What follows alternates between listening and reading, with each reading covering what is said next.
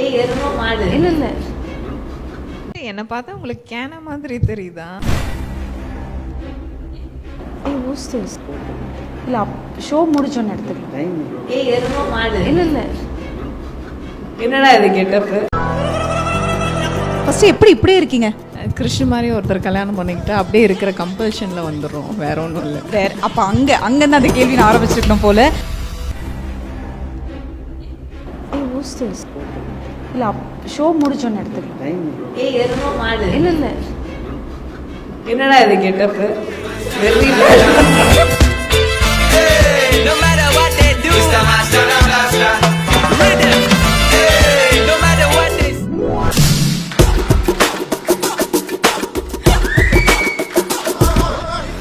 சாரிடா, very bad acting டா. with the blend right here. Bring it swag with the man right here. Living it up, I'm sipping on. என்ன வந்து புஸ்ஸுன்னு பண்ணிட்டீங்க? இல்ல என்ன பார்த்தா உங்களுக்கு கேன மாதிரி தெரியுதா? ஆ? இல்ல ஃபுல்லா இல்ல கவர். நீங்க அது என்கிட்ட முன்னாடியே சொன்னா நானும் உங்களோட சேர்த்து நடிச்சிருப்பேன்.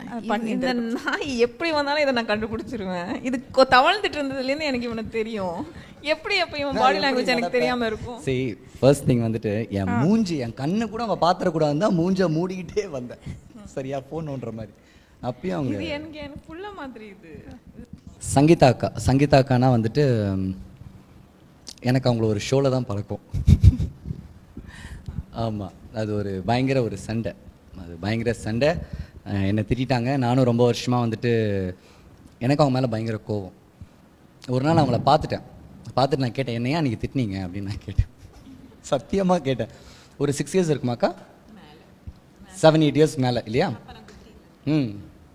நான் கேட்டேன் நேராக போயிட்டு, ஹாய். அதெல்லாம் கிடையாது. ஏன்னா எனக்கு ரொம்ப வருஷமாக எனக்கு இருந்துகிட்டே இருக்குது. ஏன்னா ஃபர்ஸ்ட் டைம் நான் வரும்போதே நான் அவ்வளோ ப்ரைஸ் பண்ணி பேசினாங்க.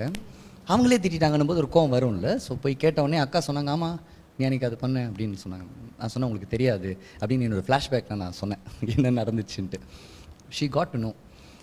அன்றைக்கி சாரிடா அப்படின்னாங்க. ஓகே, எல்லாருமே வந்துட்டு என் மனசு கஷ்டப்படக்கூடாதுன்னு ஒருத்தங்க சொல்லுவாங்கல்ல, நான் அப்படி தான் நினச்சேன். எனக்கு இன்னொரு மதர் இன்னிக்குங்க என்னை வந்துட்டு பயங்கரமாக திட்டினாங்க.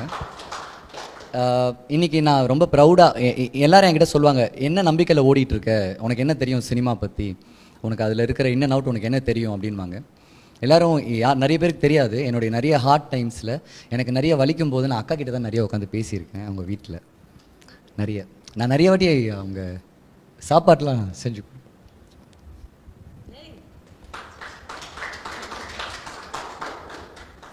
சம்மலேடி. இல்ல எனக்கு சமைக்கலாம் தெரியாது, சும்மா செஞ்ச சாப்பாடு தான் கொடுப்பாங்க. சமைக்கணுன்றது அவசியமே இல்லை. ஐ திங்க் அவரோட கண்ணீர்லேயே அந்த பதில் தெரியுது மேம். சொல்லுங்க. நிறைய வாட்டி மெனி டைம்ஸ் அது